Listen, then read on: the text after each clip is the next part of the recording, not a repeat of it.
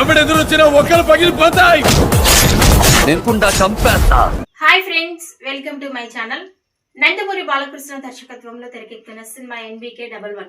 ఈ సినిమా తర్వాత ఈయన NBK112 సినిమాని అయితే తెరకెక్కిస్తున్నారు. ఈ సినిమాకు కొరటాల శివ దర్శకత్వం వహిస్తున్నారు. అయితే ఈ సినిమాలో సంగీత దర్శకుడుగా ఎవరు ఉంటారన్నది ఇప్పుడు సినీ సర్కిల్స్ లో హాట్ టాపిక్ గా మారింది. ఇక తాజాగా ఆయన నటిస్తున్న NBK11 సినిమాకు తమన్ సంగీతం అందిస్తున్నారు. ఇక చాలా రోజులుగా చాలా సినిమాల నుండి తమని ఈయన సినిమాలకు మ్యూజిక్ డైరెక్టర్ గా వస్తున్నారు. ఇకపోతే ఇప్పుడు కొరటాల శివ ఈ రూట్ ను మార్చినట్టుగా తెలుస్తోంది. బాలయ్య కొరటాల సినిమాలో అనిరుద్ మ్యూజిక్ డైరెక్టర్ గా చేయబోతున్నట్లుగా తెలుస్తోంది.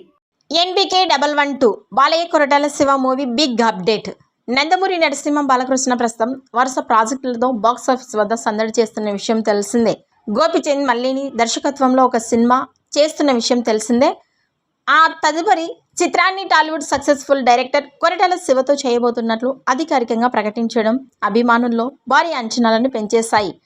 శ్రీ లక్ష్మీ వెంకటేశ్వర సినిమా బ్యానర్పై సుధాకర్ చేకూరి ఈ చిత్రాన్ని నిర్మిస్తున్నారు. కొరటాల శివ తనదైన శైలిలో సామాజిక అంశాన్ని కమర్షియల్ హంగులను జోడించి బాలయ్య బాడీ లాంగ్వేజ్కి సరిపోయే అద్భుతమైన కథను సిద్ధం చేశారు.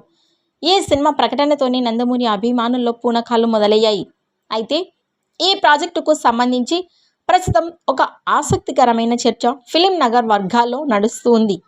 అదే ఈ సినిమా సంగీత దర్శకుడు.